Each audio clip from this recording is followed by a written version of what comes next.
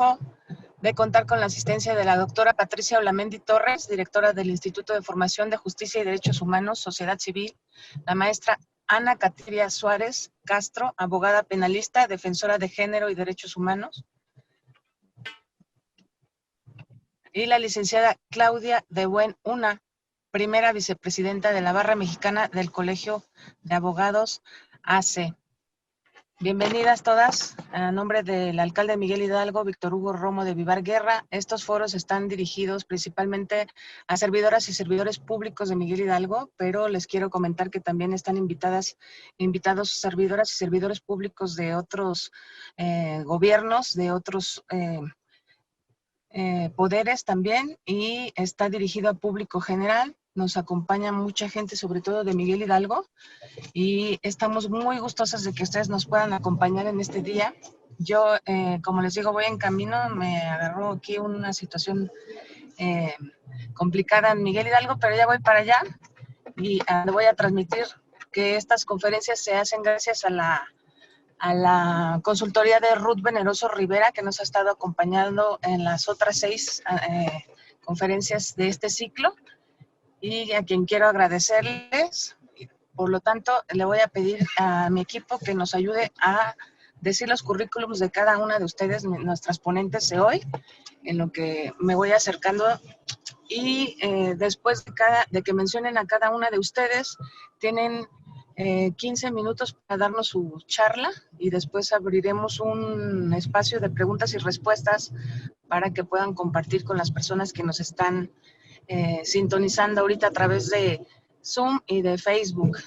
Quisiera saber si ya está lista por ahí mi compañera, la subdirectora de Transversalidad en la Unidad de Igualdad, Diversidad y Derechos Humanos, para dar los currículums. ¿Estás por ahí, Mayra? Sí, muy buenas tardes. Con mucho gusto voy a dar pie a la lectura de las semblanzas de las personas que nos acompañan esta tarde. Como ya lo mencionó la directora de la Dirección de Igualdad, tenemos en esta tarde a la abogada litigante desde 1978 a la fecha en materia civil, mercantil y familiar, abogada de la Universidad Autónoma Metropolitana, que ha estudiado diversas especialidades en la Universidad Panamericana, así como la maestría de Derecho de Familia, mediadora, certificada y abogada colaborativa, presidenta electa de la Barra Mexicana, Colegio de Abogados, para iniciar su mandato en febrero del 2021, y será la primera presidenta en los casi 100 años de vida del colegio. Es integrante de diversos colectivos de mujeres, consejeras de varias organizaciones no gubernamentales, y también es integrante de la UIA. Ha sido profesora de la Universidad Nacional Autónoma y ha estado también ha publicado diversos estudios e investigaciones en el campo de los derechos humanos de las mujeres, y también ha colaborado y coordinado diferentes artículos y entrevistas en radio y televisión, y es socia del Buffet Buen SC. Esta tarde está con nosotros la maestra Ana Katiria Suárez Castro. También me voy a permitir dar lectura a la semblanza de la doctora Patricia Olamendi Torres, directora del Instituto de Formación de Justicia y Derechos Humanos, originaria de Puebla, México. Es doctora en Derecho con especialidad en Derechos Humanos, militante por la igualdad y la no discriminación. Ha participado en la elaboración de diversas leyes a favor de la igualdad de las víctimas de delitos, de la no discriminación y la no violencia contra las mujeres en México y América Latina.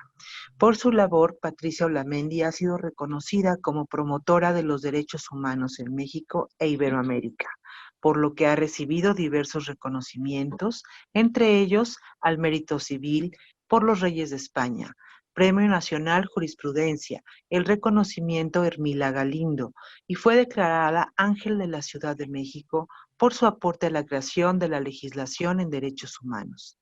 Ha sido funcionaria pública en México y en Naciones Unidas. Fue subsecretaria de Asuntos Multilaterales y Derechos Humanos de la Secretaría de Relaciones Exteriores, subprocuradora de Justicia de la Ciudad de México, representante de la ONU Mujeres, coordinadora del Mecanismo contra la Violencia hacia las Mujeres en la OEA, entre otros cargos. Única mujer mexicana electa por el Consejo de Derechos Humanos de la ONU como experta para los temas de discriminación y primera mujer en presidir la Comisión de Estupefacientes de Naciones Unidas. Consultora internacional del UNODC y ONU Mujeres, donde elaboró el protocolo para la investigación del feminicidio, una guía de investigación judicial que ha sido propuesta para toda Latinoamérica. Ha publicado diversos estudios e investigaciones sobre justicia, seguridad ciudadana, derechos humanos, violencia contra las mujeres y política pública. Su más reciente libro es El feminicidio en México. Es fundadora también de la Red de Mujeres en Plural y preside la Red de Seguridad, Justicia y Paz para las Mujeres. Bienvenida, doctora Patricia Olamendi. Y por último, y no sin que sea la menos importante, también nos acompaña la maestra Ana Suárez Castro, abogada penalista, defensora de género y derechos humanos, que litiga hace 20 años y en 2013 se convirtió en defensora de Yaquiri Rubio, una mujer que fue violada y secuestrada, quien acuchilló a uno de sus atacantes. Yaquiri fue acusada de homicidio por actuar en legítima defensa. Es licenciada en Derecho por la Universidad Iberoamericana, especialista en materia penal por la Universidad Libre de Derecho en Sistema Acusatorio y por el Instituto Nacional de Ciencias Forenses. Maestra en Ciencias Penales y Criminología por la Universidad de Barcelona y por la Universidad Pompeu Fabra. Ahora, autora del libro En legítima defensa, Yaquiri Rubio y la gran batalla contra la violencia machista y el sistema penal. Es integrante del Mecanismo de Protección para los Defensores y Defensoras de los Derechos Humanos y Periodistas.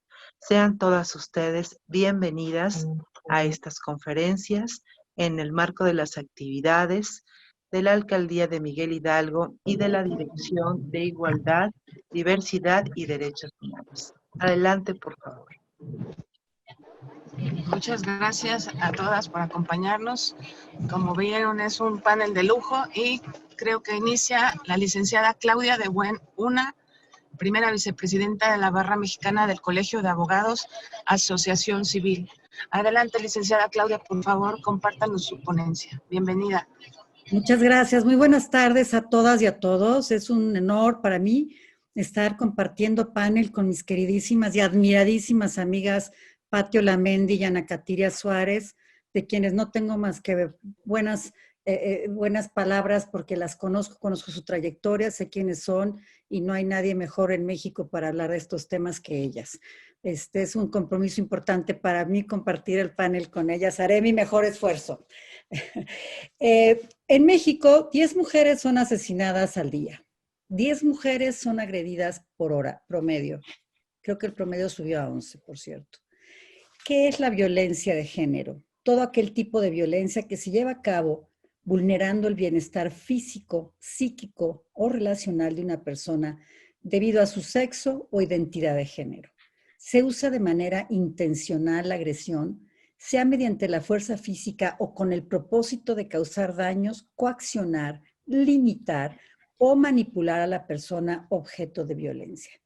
La víctima se ve humillada, minusvalorada y atacada psicológicamente mediante insultos y vejaciones, o bien, llevado de un modo más pasivo, desvalorizando a la pareja sin que ésta considere que está sufriendo un ataque en el caso de la violencia familiar. ¿El objetivo cuál es? Pues hacer que la persona se sienta indefensa, manipularla y controlarla psicológicamente. Que la denueste, que la humille, que la ofenda o que la ignore. La violencia es violar sus derechos humanos por el simple hecho de ser mujer. La violencia comienza en el hogar, un lugar donde se espera que todos los miembros reciban cuidado, respeto, amor, con la reproducción de los estereotipos cultural y socialmente aprobados. La violencia se presenta entonces en todos los hogares, independientemente de los estratos económicos. Hombre, no en todos, en muchos. encuentra su origen en patrones de relaciones desiguales, es decir, asimétricas, de abuso de poder sustentado en la figura patriarcal del paterfamilias, quien era entonces dueño de la mujer, dueño de la familia, y podía disponer de ella como quisiera. Si ustedes se fijan, el concubinato son concubina y concubinario. Concubinario, ¿quién es? El que posee o es dueño de la concubina. Y tenemos desde entonces ese término para utilizar a las parejas de hecho. ¿Cuál es el fenómeno? ¿Quiénes son las víctimas de violencia? Bueno, pues miren, vamos a hablar de la violencia intrafamiliar en este primer momento.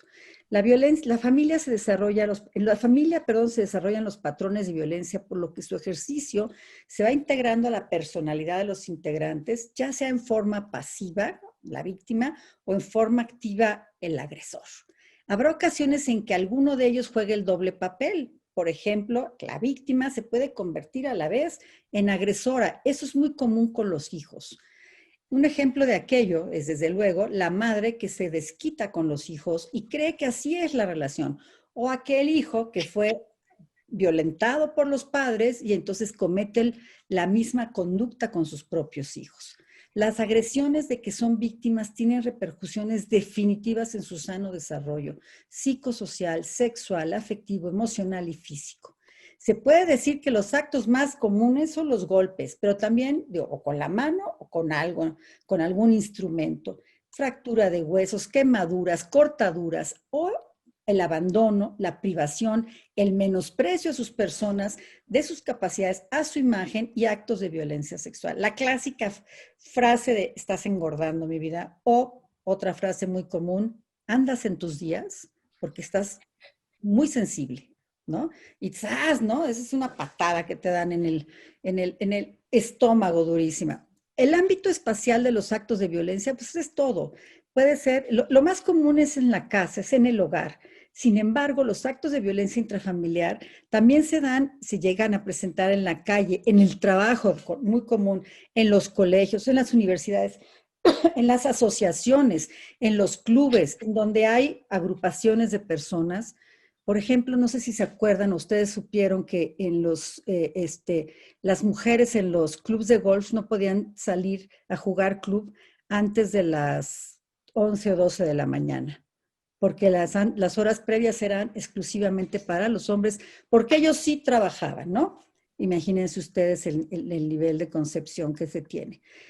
¿Quiénes son los agresores de la violencia? Bueno, en el caso de la violencia familiar, el cónyuge, el concubino, la pareja, pero también cualquier persona que tenga parentesco, como el padre, el hermano, el hijo, el cuñado, el abuelo, etcétera. Siempre, y no siempre que tienen que habitar bajo el mismo techo, aunque la ley señala que sí.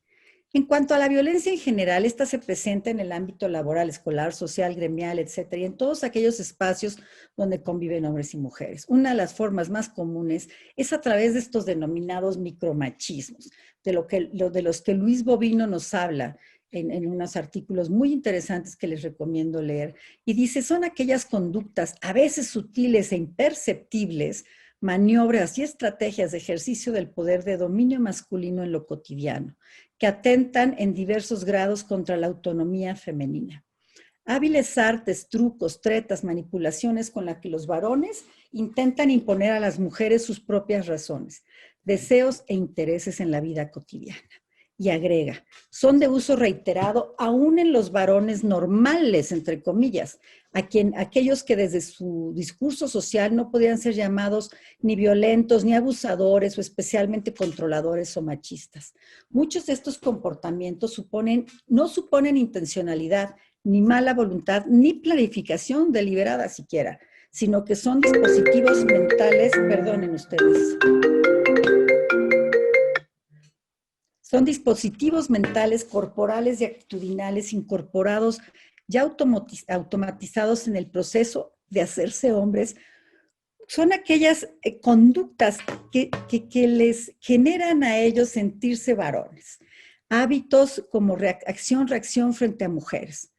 Otros, en cambio, sí son conscientes de los micromachismos, pero de todas formas, estas habilidades masculinas los que se desarrollan para ubicarse en un lugar preferencial de dominio y de control sobre la mujer. Y entonces estamos hablando de estereotipos. ¿Qué son los estereotipos? Pues los roles que nos obliga la sociedad o que nos dice la sociedad que tenemos que cubrir. El victimario, ¿por qué el victimario actúa de esa manera? Bueno, pues es una persona normalmente que tiene una baja autoestima, desconfianza, inseguridad, temor permanente, los cuales exterioriza con la ejecución de conductas violentas frente a su impotencia para controlar los factores externos e internos, desde luego.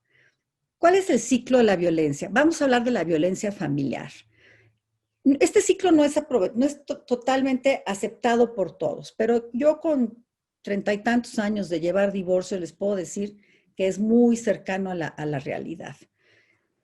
En el caso de las mujeres maltratadas encontramos con que primero empieza una etapa de tensión. En esta primera etapa el hombre o agresor acumula ansiedad y tensión que lo llevan al enojo. La causa puede ser desde su más tierna infancia hasta el trabajo, los compromisos que tenga que le impiden llevar una sana relación.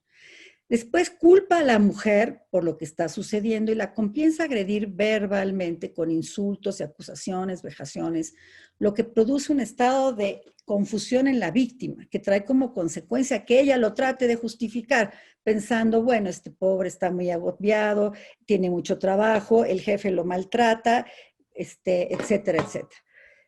La segunda etapa se presenta después de mucho tiempo de estas agresiones, o de no tanto, ¿verdad? Dependiendo.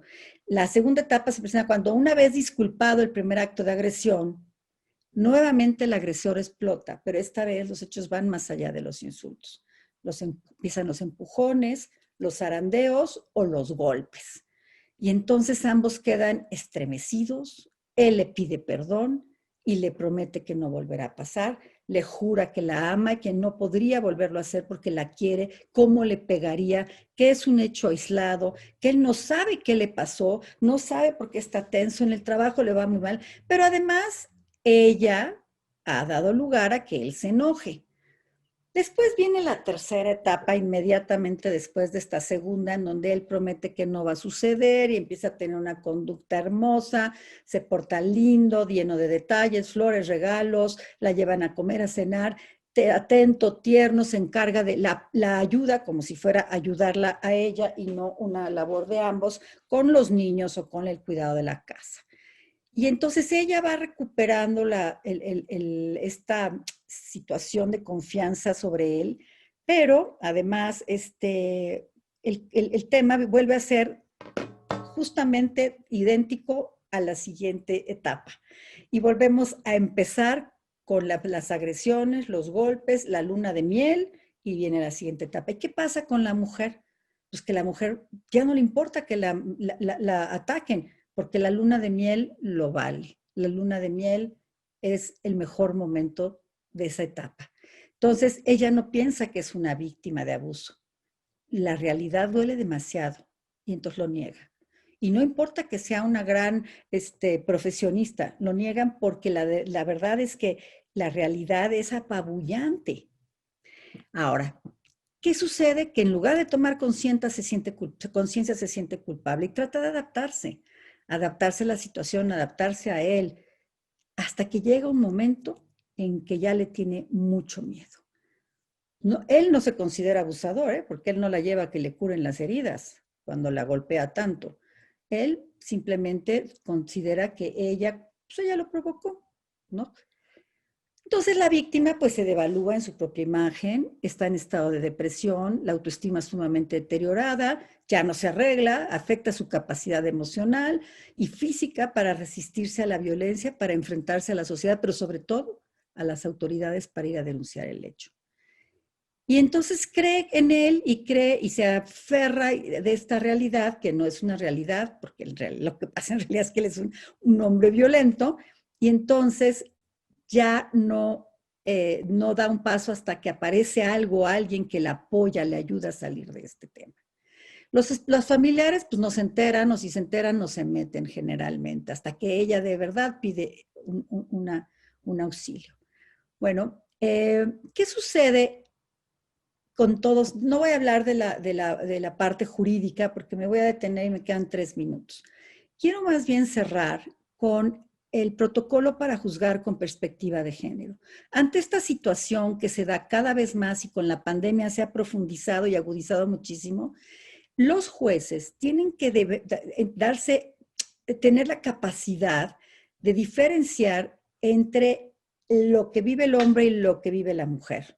Es decir, tiene que partir de las diferencias sin que ello signifique, a diferencia de lo que muchos hombres piensan, que van a poner en riesgo la imparcialidad judicial.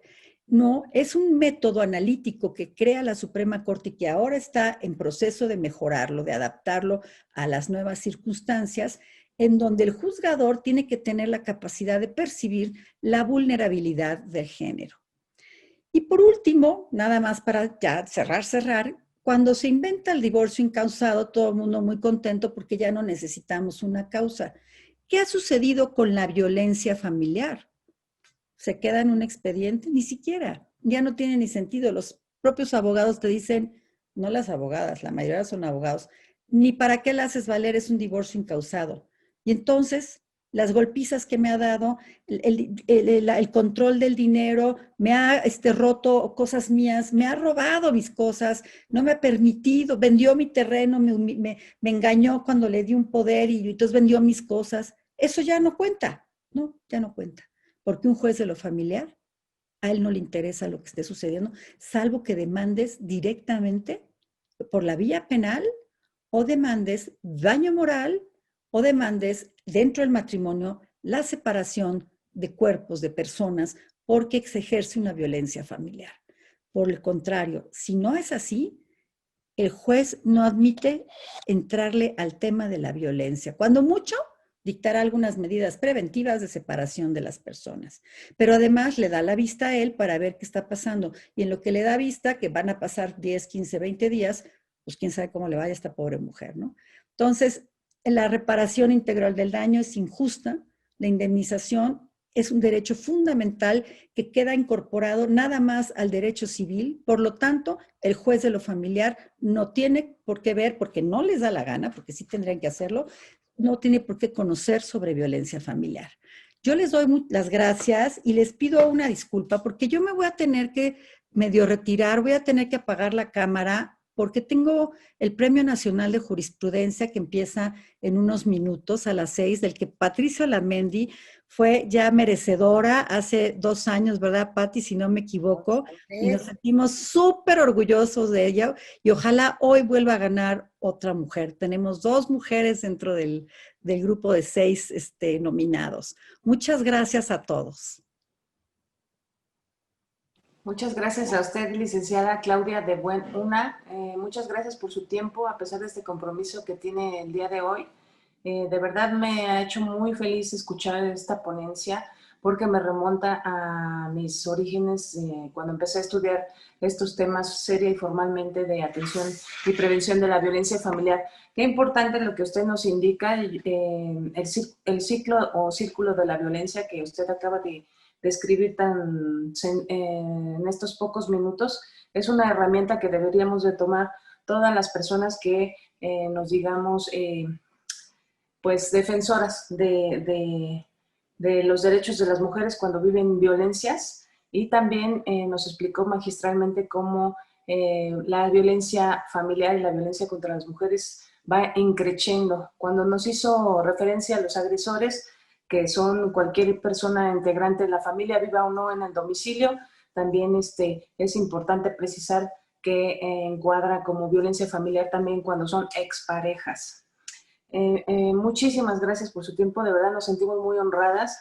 Yo personalmente de la licenciada Claudia de Buenuna no la conozco, pero la admiro muchísimo y por eso le pedimos a la consultoría de Ruth Veneroso que nos hiciera el favor de invitarla, y gracias a usted por este honor y con el cariño que nos dedica a estas palabras, que seguramente va a ser muy útil para la plantilla de personal, grupo y equipo de trabajo que trabajamos aquí en Miguel Hidalgo. Muchísimas gracias por su tiempo. A continuación, le voy a dar la palabra a mi primera maestra en estos temas, a la única que sí conozco personalmente y es la primera mujer de la que yo aprendí todos estos temas. Va a ser para mí un honor. Ella sabe que es invitada permanente aquí en la Alcaldía Miguel Hidalgo y que siempre la recibimos con mucho gusto y cariño, pero sobre todo con el reconocimiento que da su trayectoria, que ya lo hizo patente la maestra Mayra Niño cuando leyó su currículum. Adelante, sea otra vez bienvenida, doctora Patricia Olamendi Torres, directora del Instituto de Formación de Justicia y Derechos Humanos ASC. Muchas gracias, Pati, bienvenida otra vez. Te escuchamos. Muchísimas gracias, Angie. Un placer encontrarme con todas ustedes y tener la oportunidad de comentar temas que sin duda alguna no solamente son vigentes en nuestro país, sino son urgentes.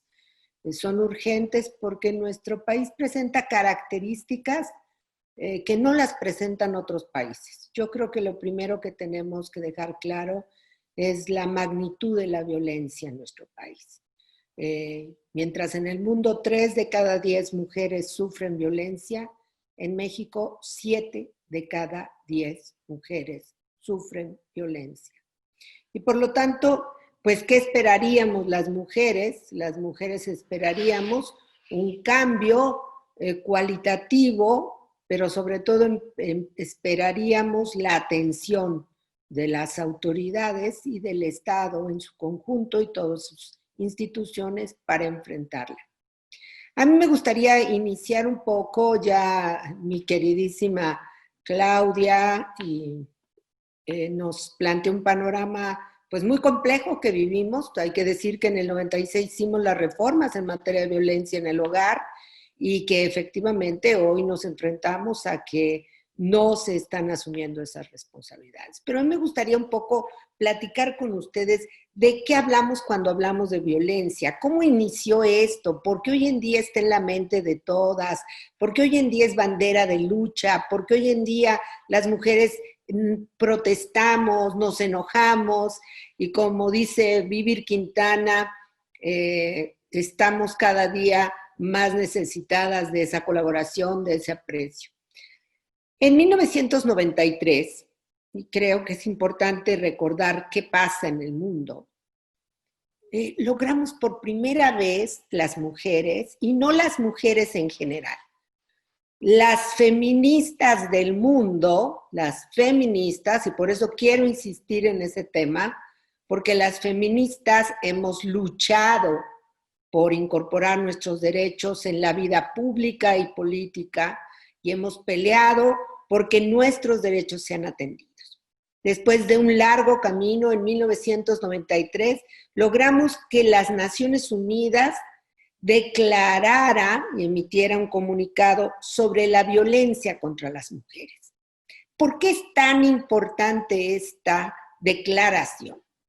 Primero, porque las Naciones Unidas señala que la violencia contra las mujeres es una violación a nuestros derechos humanos y que es una violación a nuestros derechos humanos cuando atenta contra nuestra dignidad, nuestra integridad.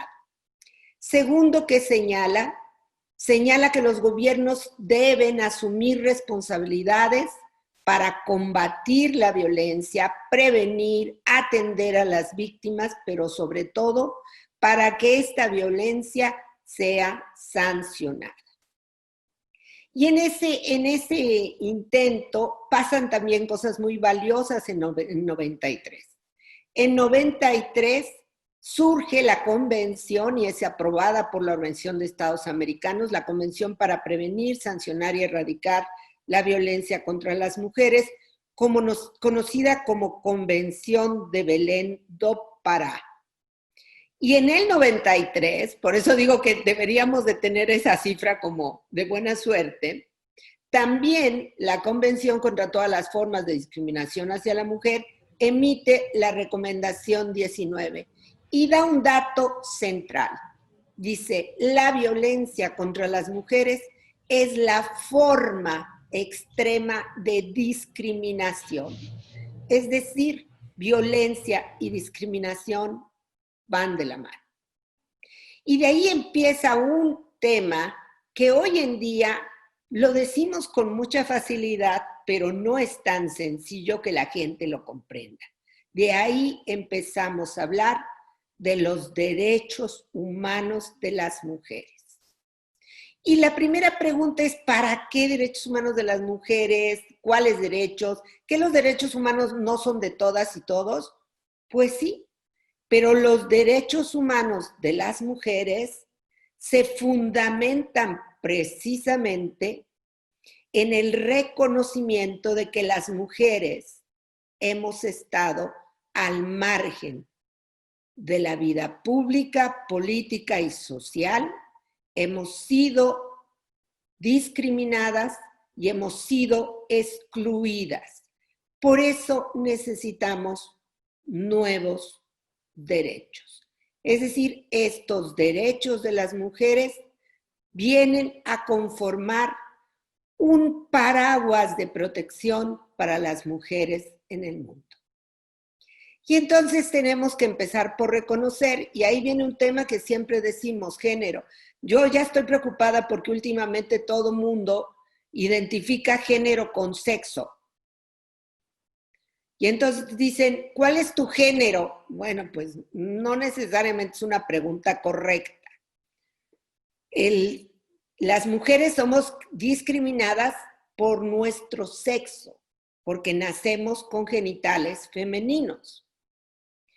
El género son todos esos prejuicios, esos valores, esa cultura, esa enseñanza que nos dice, las niñas tienen que comportarse de tal manera y los niños tienen que comportarse de otra manera. Si quieres, puedes seguir pasando la diapositiva, por favor.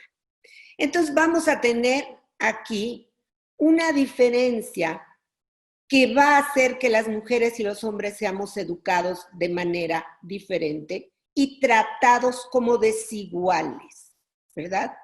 Todas nosotras hemos vivido en contextos de costumbres, de prácticas sociales e incluso de leyes. Nos ha costado mucho trabajo en México que modifiquemos leyes que también nos excluían o que dejaban de considerar nuestros derechos. Y en la educación, por supuesto, adelante.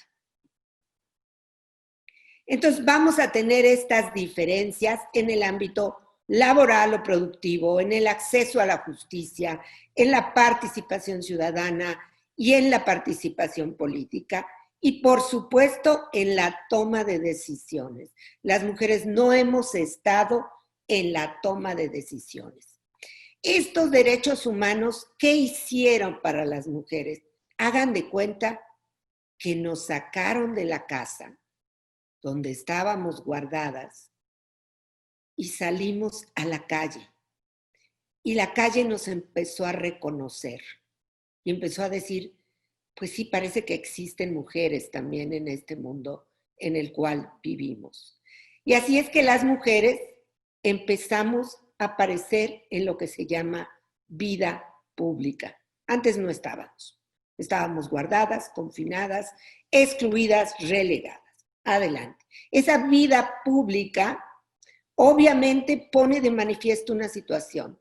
Las demandas, las necesidades y los intereses de las mujeres y de los hombres no son iguales. Lo vemos incluso en el contexto de la pandemia por COVID. La que ha perdido mayoritariamente el empleo son las mujeres.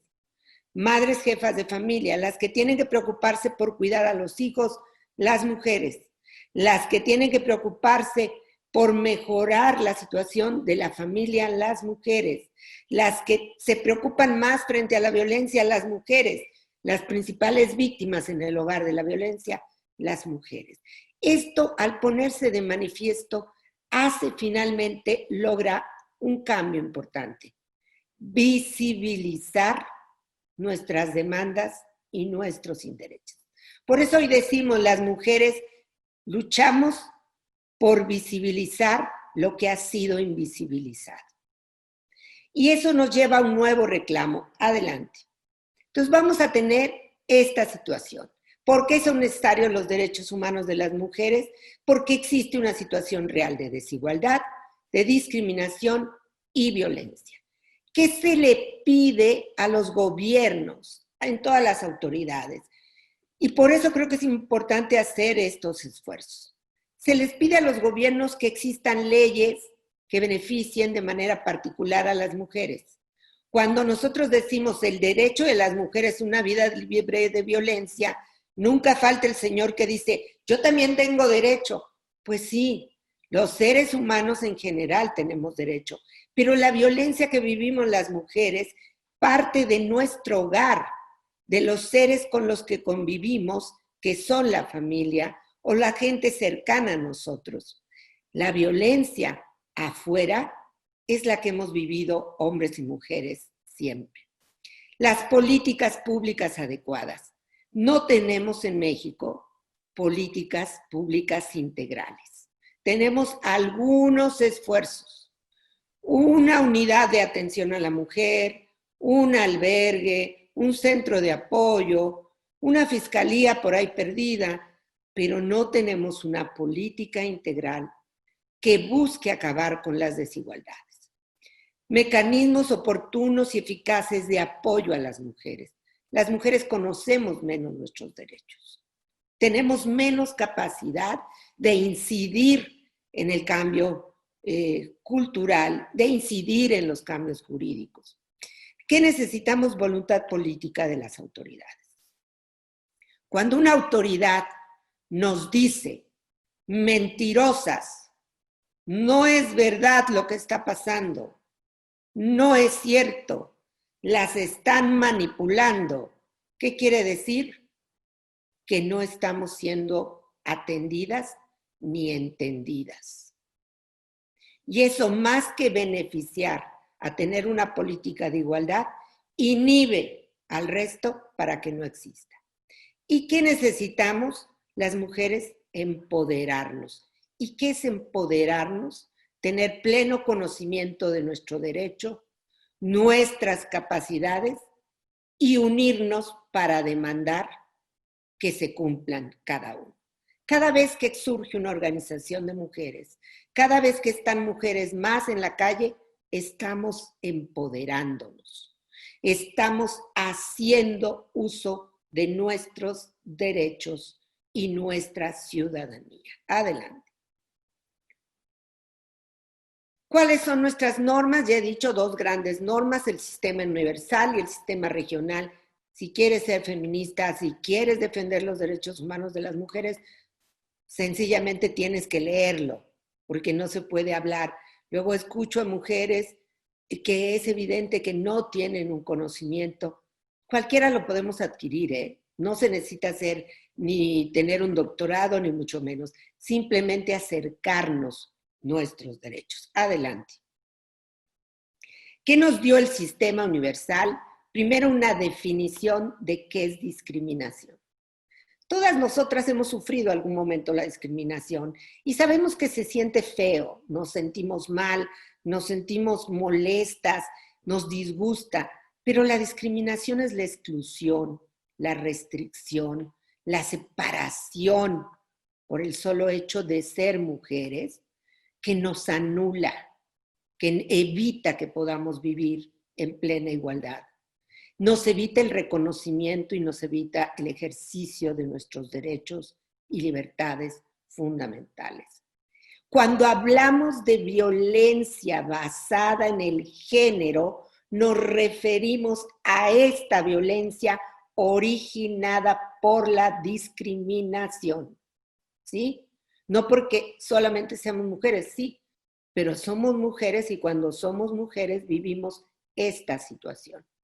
Y esta situación de discriminación nos lleva al extremo de violencia. Creo que es importante tener claro esa definición para nosotras también decir violencia basada en género. Adelante.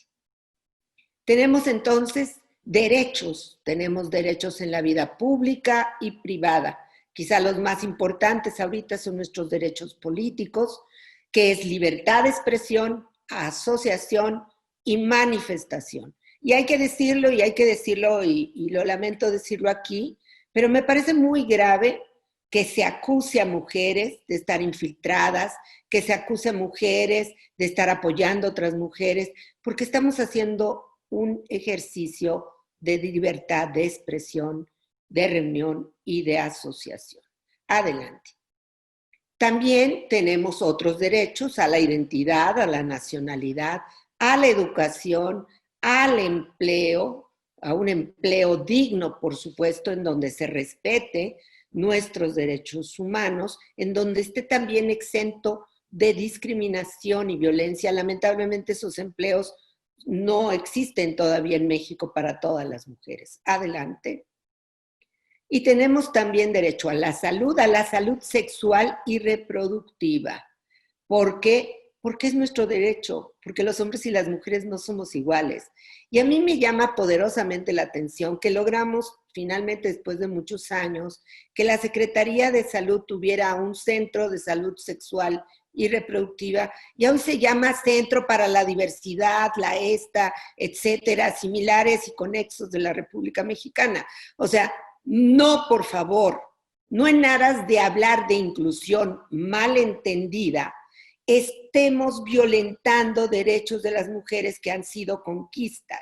Los derechos sexuales y reproductivos son derechos de las mujeres que ha costado mucho colocar en el tema y necesita una atención especial. No se habla de la diversidad y de la inclusión en general. Son derechos específicos y derechos, por supuesto, a prestaciones, a créditos y a una vida social y cultural. Adelante. La expresión, ya hemos hablado de violencia contra la mujer en razón de género, proviene ahora de la recomendación 35 de la CEDAW. Esto es bien importante porque nos habla precisamente de esa problemática social. Si me dijeran las mujeres en México a qué forma de violencia están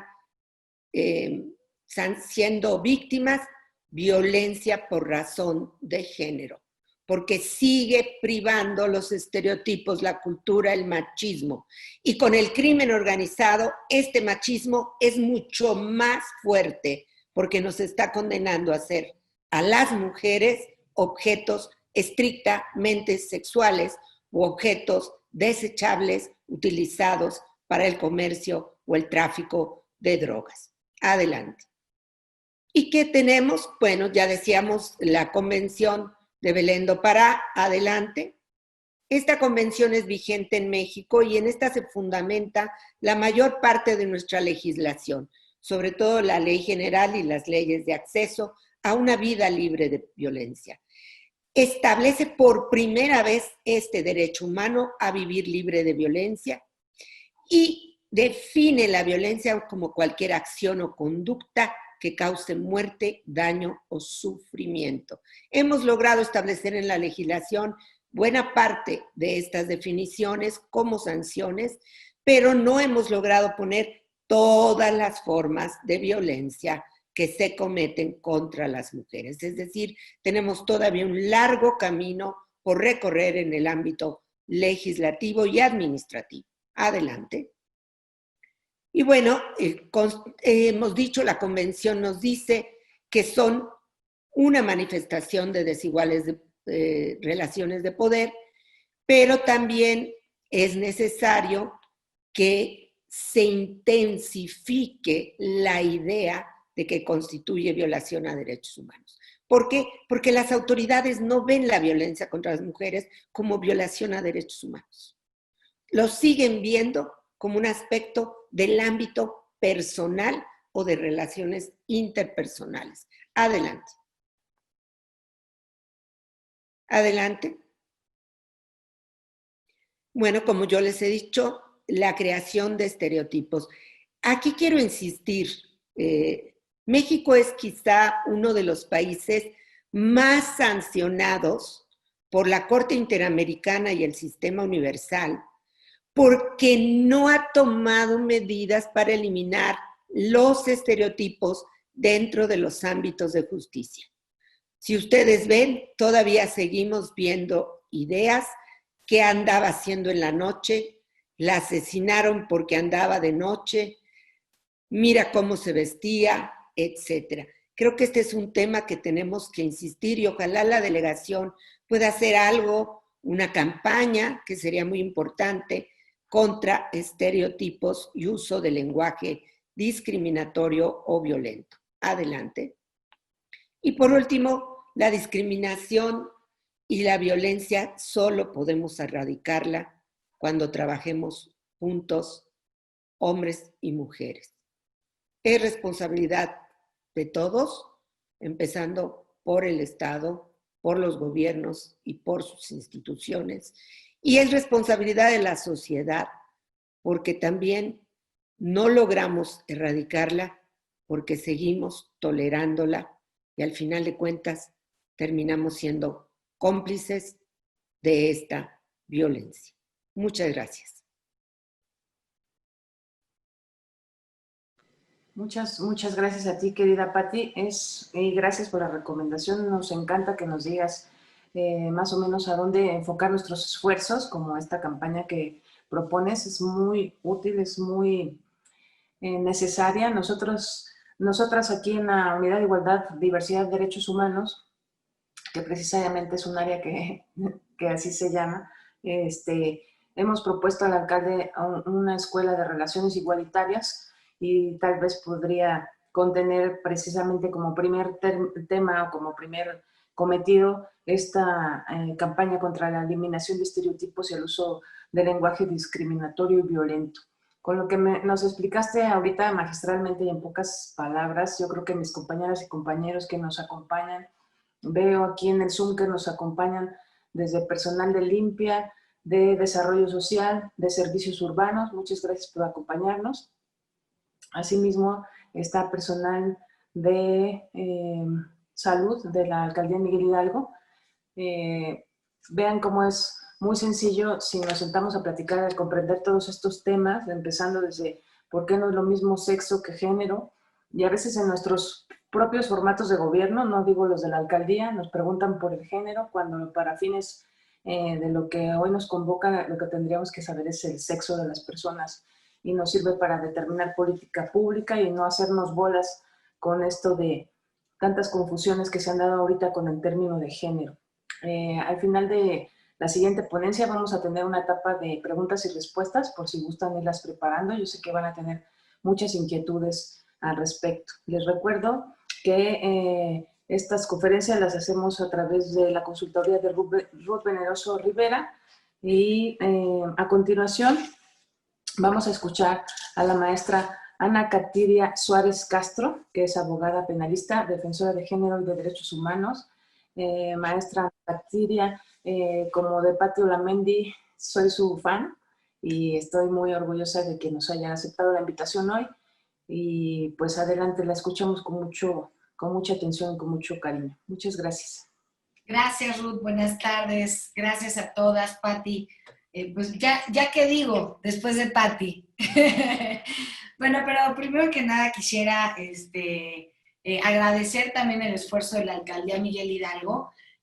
Siempre ha sido una crítica del sistema, siempre estamos viendo las que estamos en una actividad proactiva por restablecer el Estado de Derecho de las mujeres violentadas y de cualquier ser humano que sean vulnerados en sus derechos humanos, pero sí me merece la pena reconocer que la Alcaldía Miguel Hidalgo, y no lo digo como anuncio, lo digo porque me consta en ejercicio de mi profesión, en particular el fiscal Noé Camacho, ha sido por demás sensible a estos temas. Pareciera que estamos ajenos a pensar o considerar que por ser varón no tiene la sensibilidad de tratar este tipo de problemáticas tan serias, y me consta sin lugar a duda que el fiscal Noé Camacho ha hecho un gran trabajo y lo pueden hablar muchas víctimas que han sido testigo del trato de contención, de respeto, de jamás minimizar el dolor que se ha causado o la lesión por la que van a presentar una denuncia. Y bueno, enhorabuena también por eso, porque vale la pena reconocer los esfuerzos. Y continuando pues con la gran charla de Patti, también de Claudia, quisiera insistir o quisiera empezar con el tema que nos trae hoy, que es la prevención, ¿no? ¿Cómo haciendo un ejercicio social podemos prevenir. Y se me viene a la mente lo que todas conocemos en primera instancia, que la educación y la información es poder. Si yo no conozco mis derechos, si yo no sé a qué tengo acceso, muy difícilmente voy a poder levantar la voz. Por muchas razones, el sistema patriarcal y el propio sistema mexicano se ha encargado de mantenernos en un estado de ignominia, de desconocimiento, y así establecer el status quo con lo que se ha venido perpetuando esta violencia machista que radica o radicalizada termina en una violencia feminicida y que, bueno, no podemos dejar a un lado que hace tan solo un año estábamos en 10 mujeres asesinadas en feminicidio al día y ahora somos 11. Con lo cual, pues lo único que podemos ver es un retroceso a pesar del gran esfuerzo que hacemos todas en este movimiento, y sí, se vale decir en un movimiento feminista porque está un movimiento activo. Porque recordemos que la reacción feminista o la reacción de las mujeres para defenderse y para reaccionar ante estas conductas machistas siempre se nos está dada de forma pasiva. ¿A qué voy con esto? Que las mujeres estamos condicionadas o señaladas a siempre recurrir a alguien más para pedir auxilio, o porque no tenemos la información, o no tenemos las redes de contención, o no sabemos siquiera cómo acercarnos para pedir auxilio. Y para ello, en un tema de violencia de género, aunque suene un poquito repetitiva, me gustaría poder transmitir desde mi perspectiva o desde la forma en que he transitado para poder entender la diferencia entre sexo y género y así ahondar un poquito más y colaborar en colocar nuevamente esta situación. Evidentemente, el sexo es lo que nos determina biológicamente. Pene, útero. Vagina, próstata, la diferencia genital, ese es el sexo con el que nacemos. Y el género es la forma como nos identificamos frente a la sociedad, cómo queremos ser percibidas o percibidos frente a la sociedad. Con lo cual, cuando hablamos de violencia de género, me resultaría injusto solamente plantearnos el tema de la mujer cuando el género incluye a homosexuales, lesbianas, transgénero, transexuales, bisexuales, queer, asexuales y cualquier otra interpretación o manifestación que querramos establecer frente a una sociedad. Es una decisión voluntaria, como exigimos que la sociedad nos vea y nos respete. Tan es así que hace muy poco tuvimos el privilegio en esta nación de poder recurrir al cambio de género frente a tribunales judiciales y con ello poder establecer que nuestras identificaciones oficiales, nuestros documentos oficiales puedan tener la identidad que nosotros mismos queremos. Y para esto quiero poner un ejemplo que parece muchas veces contradictorio para la autoridad. ¿Qué es el género? Es ese rol que decidimos jugar, ¿no? Entonces les voy a contar una breve historia. Hace no mucho tuve un asunto donde una pareja de 2 mujeres lesbianas, una de ellas víctima y otra victimaria, la víctima acude ante el Ministerio Público a solicitar evidentemente medidas de protección e iniciar una indagatoria, una carpeta de investigación y se le exigía por parte de la asesoría jurídica una interpretación y análisis con perspectiva de género. Y ahí justamente es donde el Ministerio Público entró en una angustia terrible, porque él no entendía cómo es posible que le pidiéramos que estudiara un caso entre lesbianas con perspectiva de género si ambas eran lesbianas. Y aquí lo que hay que entender es que justamente los roles de superioridad jerárquica, de codependencia económica, de violencia psicológica, etcétera, es lo que determina la violencia de género por la interpretación de un rol. Es decir, una de las mujeres juega un rol que opera como quien accede a la economía y de quien depende la economía, con lo cual siente una especie de superioridad jerárquica que le permite exceder los límites de libertad y lesionar y vulnerar el estado psicoemocional y físico de su pareja. Ahí es donde radica el estado de vulnerabilidad de una persona y en donde tenemos forzosamente que entender qué significa analizar y juzgar con perspectiva de género. No solamente identificar el hecho de que una persona sea lesbiana o transgénero o transexual, es cuál es el grado de vulnerabilidad, aunque sean dos sexos iguales, los roles que deciden jugar frente a la sociedad colocan a una de las partes en un alto grado de vulnerabilidad. Y para ello quiero explicar qué significa la vulnerabilidad. Y esto en dos sentidos, de manera exógena y de manera endógena. Endógena, justamente, el estado de vulnerabilidad que puede tener una mujer es la diferencia física, la constitución de nuestros huesos, la forma en la que podemos enfrentarnos ante un ataque. Eso sería una vulnerabilidad endógena que depende de mi persona. Exógena son estas diferencias que constituyen la disparidad, discriminación y el impedimento para que las mujeres, en este caso hablando de mujeres, porque existe vulnerabilidad en sociedades de otro tipo que están discriminadas por su etnia, religión o por cualquier otra situación. Pero hablando del ejemplo de las mujeres, lo que nos genera una vulnerabilidad es esta imposibilidad que tenemos socialmente para generar de manera tan eficaz como los varones la economía.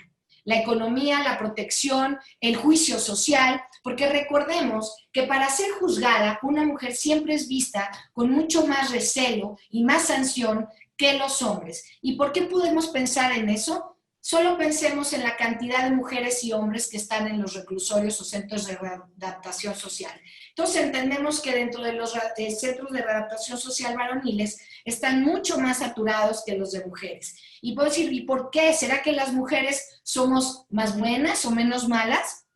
Yo considero que hay un punto a observar.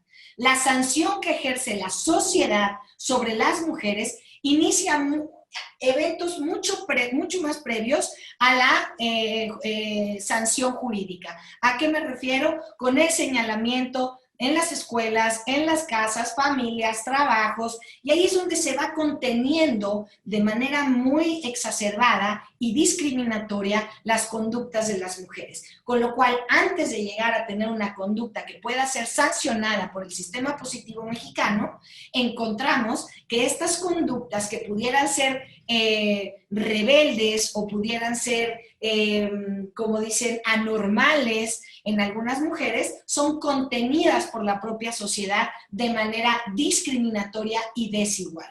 Y para esto también hay que entender que los tipos de violencia que se ejercen en nuestro país no solamente devienen del ámbito privado, es decir, de la casa, de la familia, o de la escuela, o del trabajo, en un acoso laboral, en una discriminación, sino también de las instituciones. Desgraciadamente podemos ver con mucha tristeza que las instituciones mexicanas están permeadas de estas conductas misóginas que no nada más normalizan la violencia de género, sino la perpetúan sistemáticamente, justificando y minimizando las lesiones que las mujeres, al momento de levantar la voz y atreverse a hacer una postulación en contra de estas conductas, se anula, se acaba.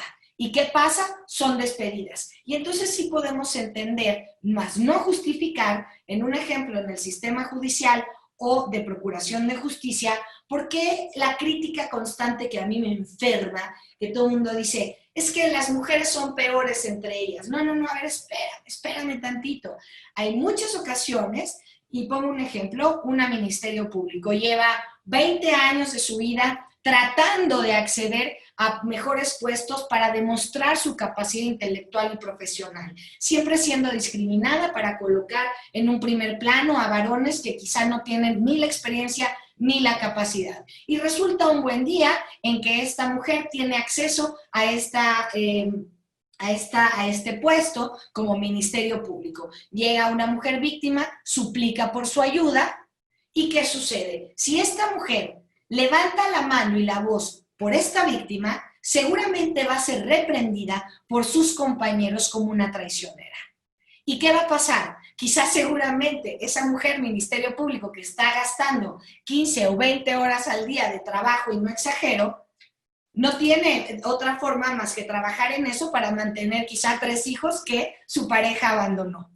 Y entonces no puede sacrificar su puesto laboral por defender a una de ellas, porque entonces se convierte en un enemigo del patriarcado, en un enemigo del sistema.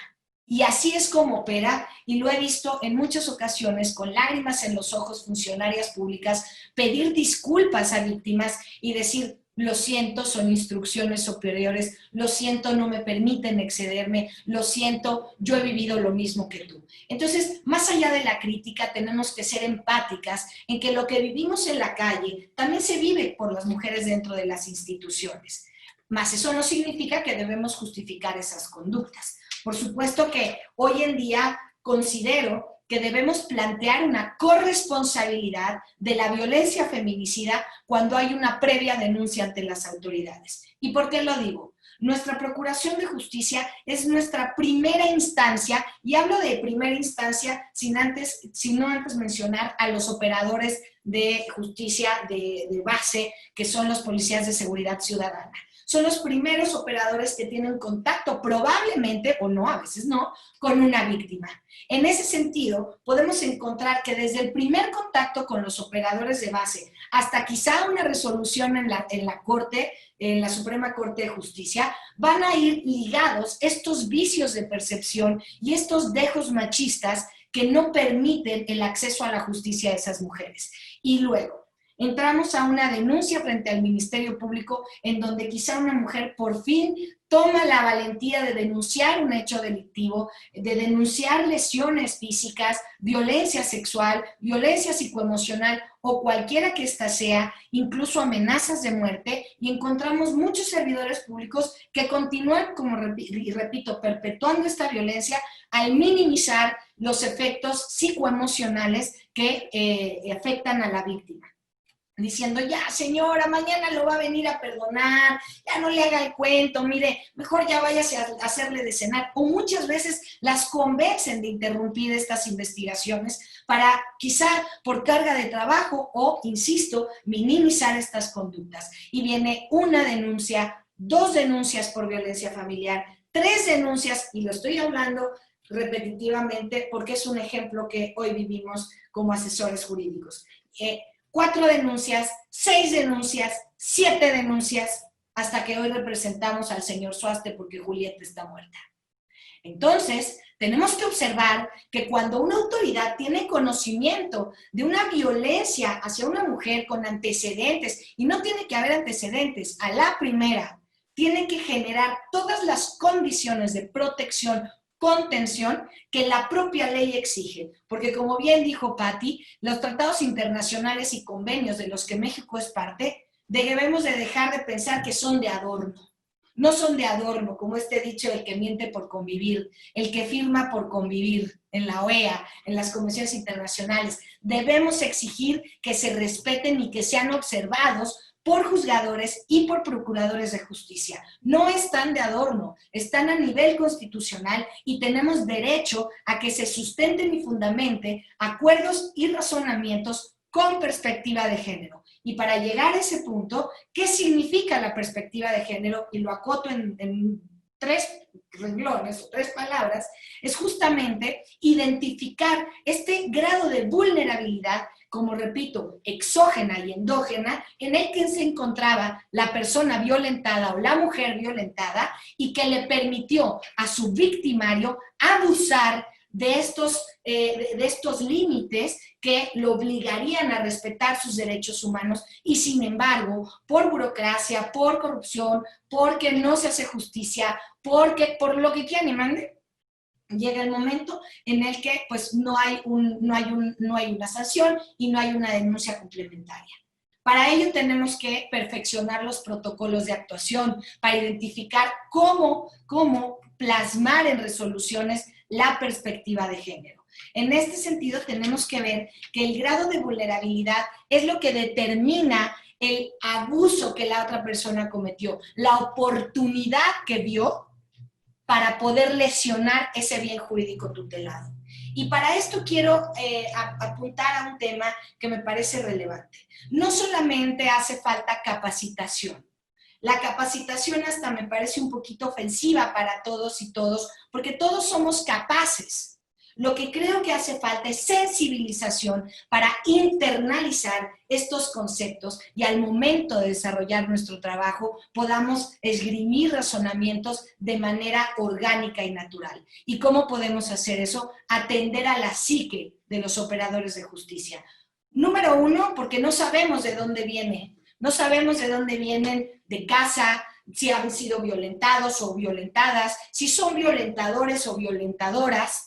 Y para ello es muy difícil pedirle al personal que ejecute la perspectiva de género, que no minimice el dolor de las mujeres cuando en su vida privada, que no es ajena a la pública, y debemos de dejar de pensar que la parte jurídica, profesional y pública es ajena a nuestra vida privada. Y a eso le llamo yo humanizar la justicia. Humanizar la justicia es entender que tanto servidores públicos como la población en general tenemos muchas carencias y falencias en cuanto a la contención psicoemocional. Solo pensemos un ministerio público adscrito a la Fiscalía de Delitos Sexuales. ¿Cuántas veces tienen que leer una carpeta con eventos tan dolorosos, denigrantes, indignantes para una menor de edad de 4 años, para una mujer embarazada, para una niñita en trata, para cualquier situación? Eso lastima y lesiona la psique y las emociones de quien está investigando, porque sencillamente no nos podemos desapegar como si fuéramos un libro de texto. La empresa A no viola a la empresa B. El hombre A viola a la mujer B o al hombre B. Y por eso tenemos que conectar la humanización de la justicia, plantear en las políticas públicas que todos los servidores públicos necesitan contención psicoemocional eventualmente. Dejar a un lado las creencias que el tema psicológico es para locos o solamente para analizar a víctimas, sino analizar nuestras propias emociones para estar en condiciones de verdad servir al público, lo que representa un servicio público, porque eso es lo que hacemos las y los defensores de derechos humanos. Tratar de restablecer el Estado de Derecho, que el propio sistema ha fallado en ello.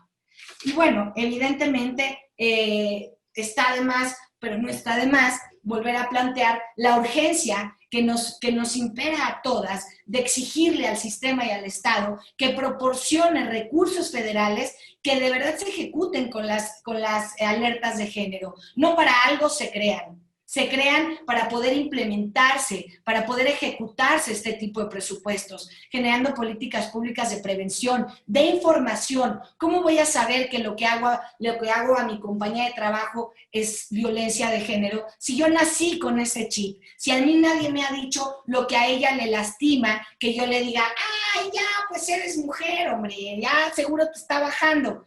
De ahí hasta llegar a una violencia feminicida.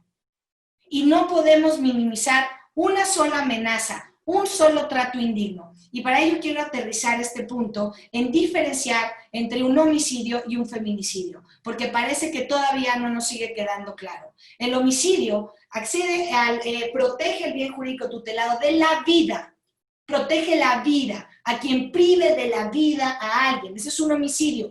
Puede ser en contra de una mujer, en contra de un hombre, pero el feminicidio, en cambio, no solamente atiende a la privación de la vida, sino a la dignidad de las mujeres. Con lo cual, entendemos que estos presupuestos de los 7 fracciones que nos enumeran para entender o poder tipificar una conducta de feminicidio, si las analizamos, es que son conductas degradantes, indignantes y que lesionan la integridad y la dignidad más íntima de una mujer, como lesiones derivadas de violencia sexual, tortura, violencia familiar previa, arrojar el cuerpo a la vía pública. Todas esas conductas no solamente se tiene que observar que se perdió la vida, sino de qué manera, previamente qué había y qué fue lo que tuvo que vivir esta mujer para llegar a un evento feminicida.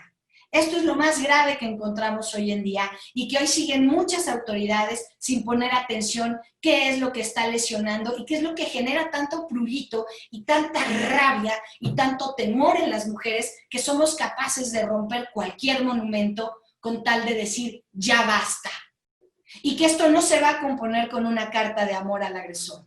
El agresor sabe que tiene la capacidad y la facultad de vulnerar al lado enfrente porque no hay nadie que se lo impida, porque las represalias no son consistentes y contundentes, porque las medidas cautelares no son suficientes, porque los códigos águilas no funcionan. Tenemos que perfeccionar las medidas de protección desde la primer llamada. He hecho experimentos de llamar 911 con violencia familiar acudiendo al lugar de la víctima y no he encontrado un solo momento donde llegue al auxilio inmediato un policía. No ha funcionado. Entonces tenemos que observar que esta degradación de la dignidad de las mujeres es sistemática y generalizada.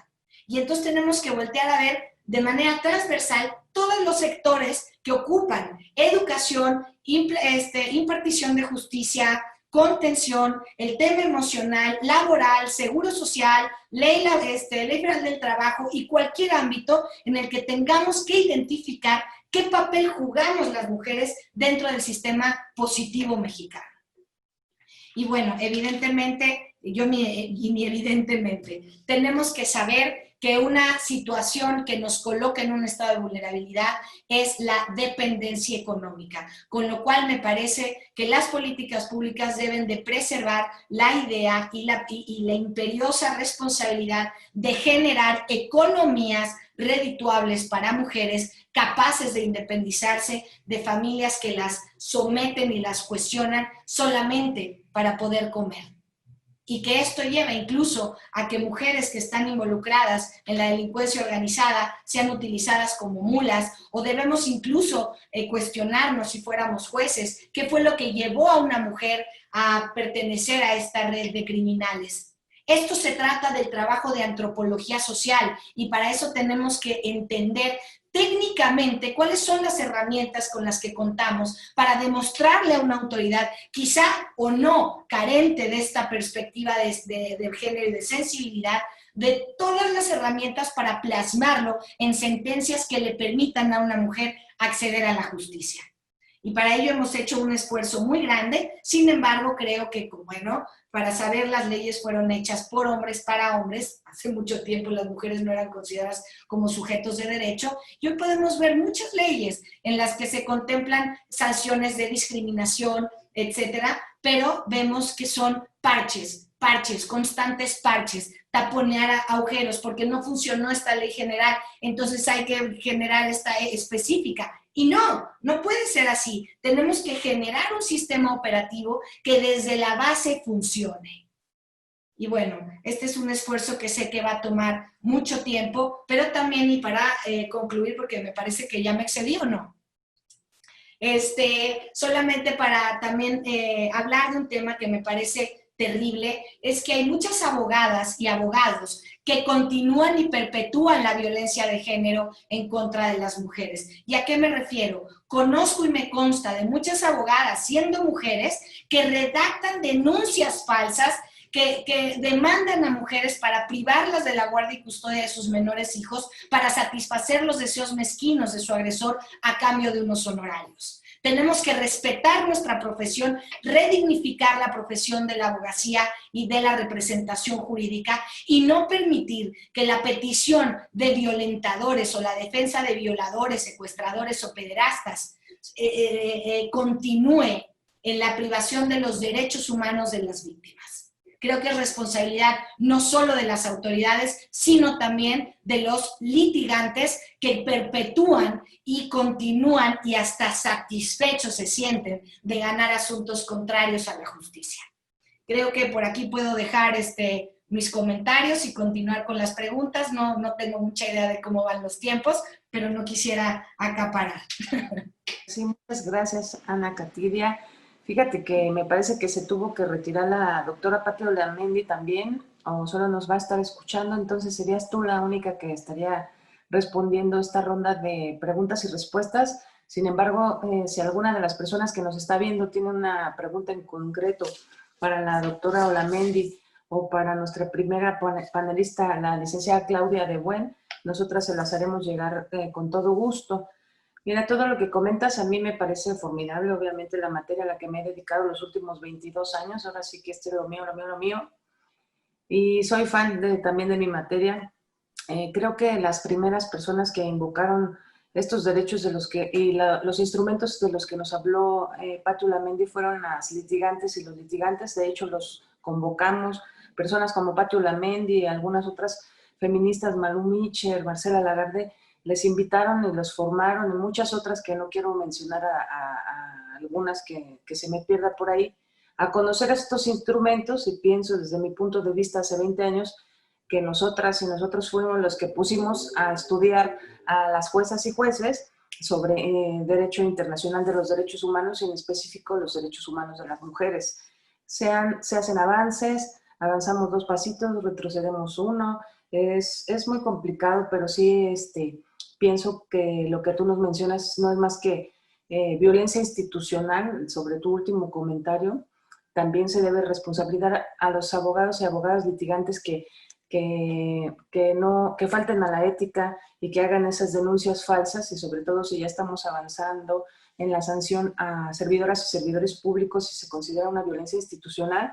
Yo creo que algunas sí se han topado con su contraparte que les regresa la jugada, y sí se trata de visibilizar a quien esté actuando mal. Mencionabas hace un poco también pues todo esto de la vulnerabilidad de la víctima. Yo tuve la oportunidad de participar en la elaboración de la Ley de Acceso de las Mujeres a una Vida Libre de Violencia para la Ciudad de México, que se hizo aquí cuando todavía era Distrito Federal y era jefe de gobierno Marcelo Ebrard. La propuso él con su facultad legislativa. En fin, trabajaron 3 instancias principalmente: el Instituto de las Mujeres, la Procuraduría de ese entonces y la Dirección de Igualdad y Diversidad Social. Entonces, de ahí emanaron otros instrumentos como el Modelo Único de Atención o la Red de Información, que tenía pues el espíritu de que pudiéramos saber cuando una mujer ya había tenido un antecedente de denuncia, ¿no? Y en la red también propusimos que se tomara en cuenta la vulnerabilidad de la víctima, pero también la peligrosidad del agresor. Sin embargo, de escucharte, se me ocurre que también podríamos estudiar la invulnerabilidad de la persona agresora, que no es lo mismo que la peligrosidad. Y tú dijiste, con la que cuenta. La facultad. Lo que lo contiene, lo que lo hace sentirse invencible. Así es, exactamente. Entonces, ya ahorita que te estaba escuchando, ya me empiezan a surgir algunas ideas, porque es muy diferente, ¿no? La facultad, tú utilizaste esa palabra, el permiso social que se le da, la manera en cómo se ha conducido durante toda la vida sin límites y con temeridad y sin impunidad, y nadie le pone un alto, ¿no? Entonces, hay que sobreperfeccionar los protocolos, la sensibilización y la capacitación. Pues estoy totalmente de acuerdo.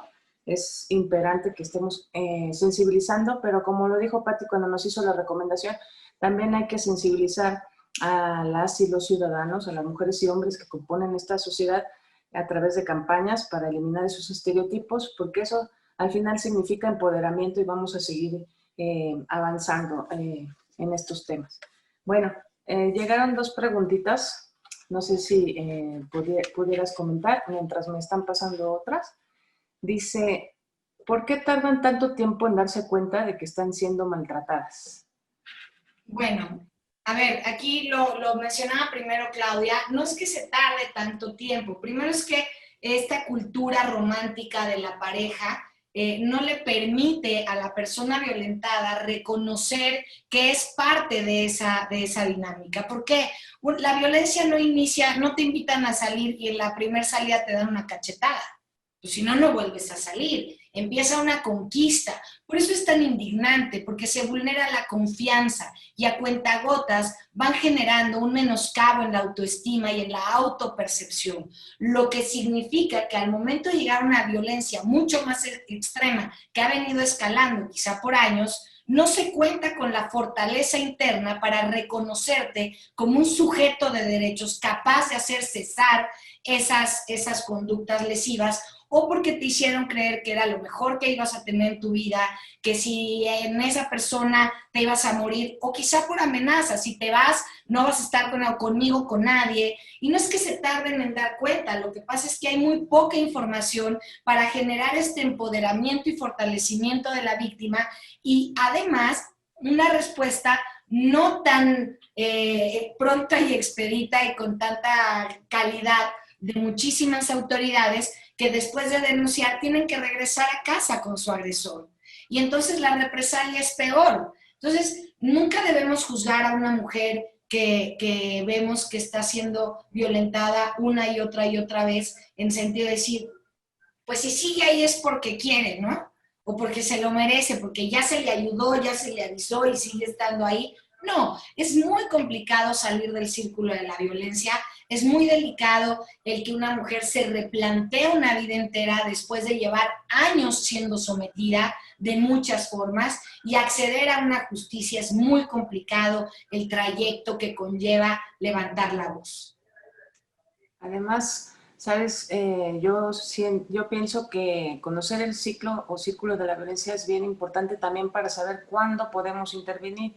Porque si vamos a tratar de convencer a la víctima de dejar el agresor en la etapa de luna de miel, pues nos va a mandar muy lejos, va a decir, ¿para qué me pides, para qué me ofreces ayuda si ahorita estoy bien con mi compañero, etcétera? Yo creo que este tema les causó mucho revuelo a las personas que nos están viendo. Me comprometo a darle a la alcaldía un ciclo así, una reunión de Zoom como esta para explicar el círculo o ciclo de la violencia, porque de verdad pienso que es un instrumento que debemos de retomar. Hasta para cualquier persona que no se dedique a esto, sirve para saber qué etapa está viviendo su hija, su hermana, su cuñada. Es información. Exacto. Es decir, ¿qué puedo hacer cuando sé de alguien, cuando tengo una amiga que está siendo violentada, un familiar?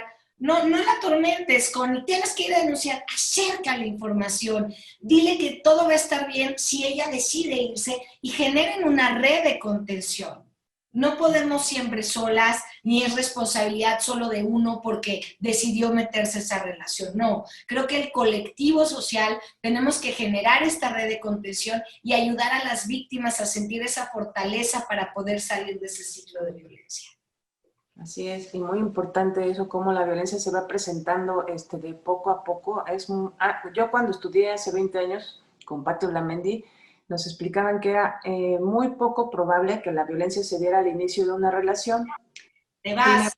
Sin embargo, hoy ya se está normalizando la violencia entre los jóvenes. Eso me preocupa mucho, porque están acostumbradas y acostumbrados últimamente a tratarse con palabras muy feas que antes considerábamos que eran groserías desde el principio de la relación, y eso ya piensan que es como de cariño.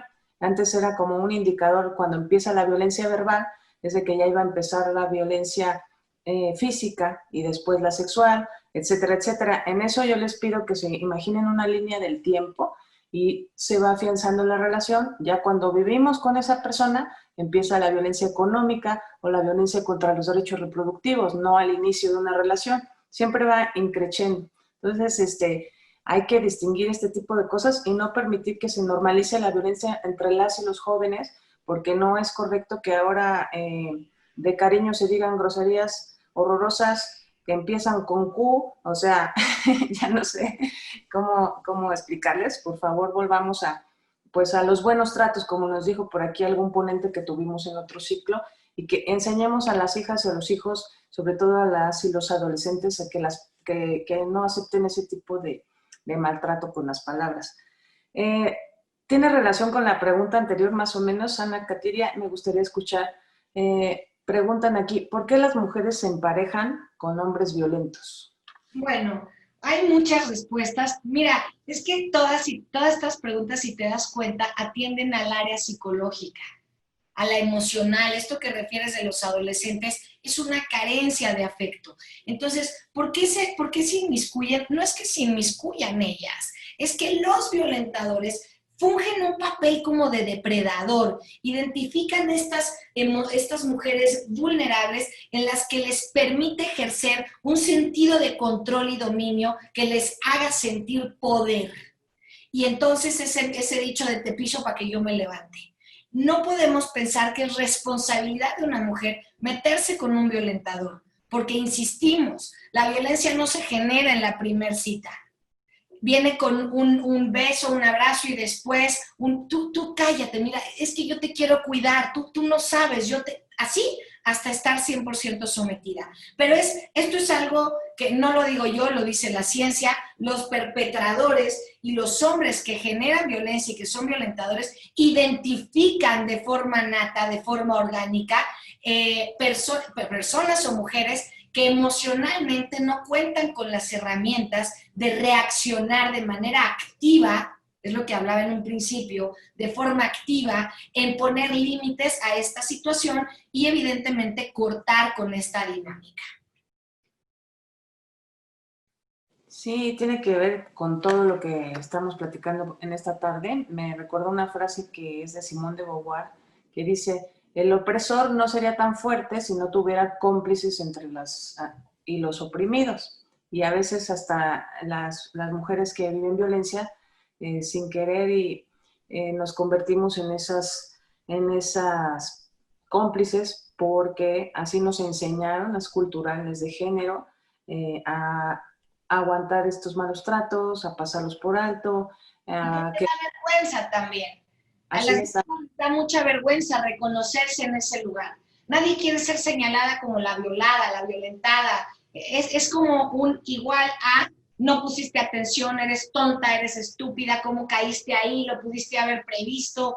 O sea, es este reconocimiento de un fracaso, que evidentemente no es, porque el depredador es quien agredió a la víctima. No es tu culpa haber caído ahí. Es de esa persona que encontró esa vulnerabilidad emocional, que es parte de lo endógeno, ¿no? Y Claro. otra vez caemos en la misma falta de educación y de contención psicológica. La salud mental es imperiosa para nuestro país hoy en día. La distorsión emocional que tienen los jóvenes, los hombres, las mujeres, en el sentido más humano, es lo que nos lleva a justificar, minimizar y perpetuar esta violencia en contra de quien sea. Exactamente, perpetuar es la palabra. Otra pregunta por aquí dice: ¿qué pasa cuando la mujer es objeto sin consentimiento, es exhibida en redes sociales? Y entre paréntesis pusieron video. Bueno, aquí tenemos que observar que uno de los avances que ha tenido nuestra ciudad es la generación y legislación de la Ley Olimpia, que atiende a la intimidad. ¿Esto qué quiere decir? Cuando yo decido enviar un video a una persona, volvemos a lo mismo. Ojo, la confianza es la que se fractura. Yo confío en esta persona al enviarle parte de mi intimidad. Si esta persona expone esa intimidad con alguien más, pudiendo ser su compadre, redes sociales o me da igual quién, fractura y lesiona esa intimidad que se le fue conferida mediante la confianza. Y eso es sancionable, sean videos, fotografías, audios o cualquier situación en donde se vea reflejada la intimidad de la persona que envió ese archivo. Si no existe la autorización expresa, que se sepan los chavos, los packs son ilícitos. El envío de packs de imágenes íntimas son un delito. No se justifiquen ni se sientan muy machitos ni muy fregones, es un delito. Y hoy tenemos que aplaudir los avances en materia de protección contra la violencia contra las mujeres, como fue la Ley Olimpia. Que lo sepan los chavos y que lo sepan las mamás y los papás de los chavos, la gente que está al lado, porque se acuerdan que antes, y los derechos de las mujeres van a seguir avanzando y avanzando y avanzando, porque tenemos que llegar a un punto en que tengamos una igualdad de derechos y de oportunidades. Hace mucho tiempo había un dicho que decían: ay, cuiden a sus gallinas porque ahí les va mi gallo, y si se embarazan, a mí qué. Pero hoy ya no le decimos eso a los niños, ¿verdad? Porque ya sabemos que desde el año 2000 puedes demandar una prueba de paternidad, y así se va avanzando y así se va dejando atrás lo que antes enseñaba. Así. Entonces hoy tenemos que pasar la voz, es nuestra responsabilidad, que sepan las y los jóvenes y las mamás y los papás de los jóvenes que estos Esto no es normal, esto no se permite, esto no es lícito, como dijo Ana Katiria, es un delito. Y si lo haces, hijito, vas a ir a la cárcel, y si vas a ir a la cárcel o no hay para pagar tu fianza, pues es un deterioro que se va a hacer en nuestra familia y va a salir peor. Que los dejen ahí, que entiendan que hoy en día lo único con lo que podemos contener son sanciones. Si no existe esa sanción, no va a haber límites. Exacto. Bueno, pues esas son todas las preguntas que me pasaron ahorita. Creo que pasaron muy rápido en el chat, ya no alcancé a ver todas. Te quiero agradecer de nueva cuenta a Ana Katiria Suárez Castro, abogada penalista, defensora de género y de derechos humanos. Ha sido un lujo que nos acompañaras hoy en esta tarde. Aquí te quiero agradecer de parte del alcalde Miguel Hidalgo, Víctor Hugo Romo de Vivar Guerra. Yo soy Angie Ariadna Villanueva. Es que estoy en el perfil de Ruth, pero... Ah, yo estaba Ruth y primero te dije Angie y luego dije, ¿Ruth? Perdón, Angie, muchísimas gracias por la invitación y considerar un espacio importante hablar de estos temas y difundir información.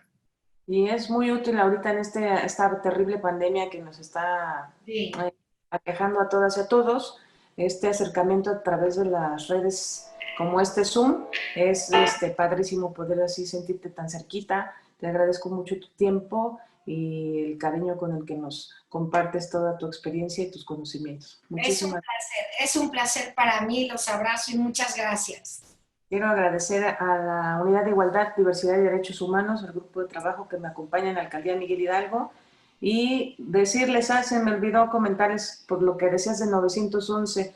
En el mes de julio se lanzaron las células de reacción violeta en la Alcaldía Miguel Hidalgo. Somos la única alcaldía que tiene estas células y sí acuden, a la brevedad cuando suceden los llamados por violencia, solamente que no hay que llamar al 911, sino que hay que llamar a algo que se llama Base Plata.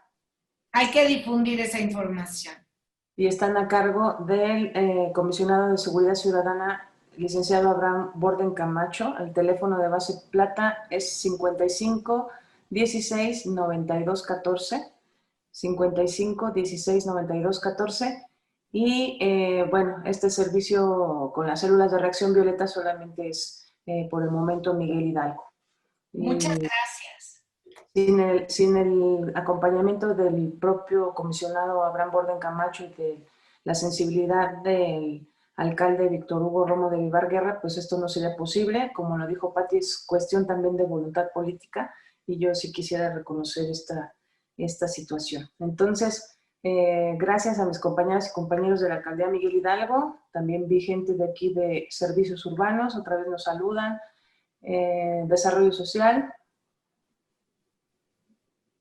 y Seguridad Ciudadana. Muchas gracias. Gracias por esta tarde y muy buenas tardes. Hasta la próxima.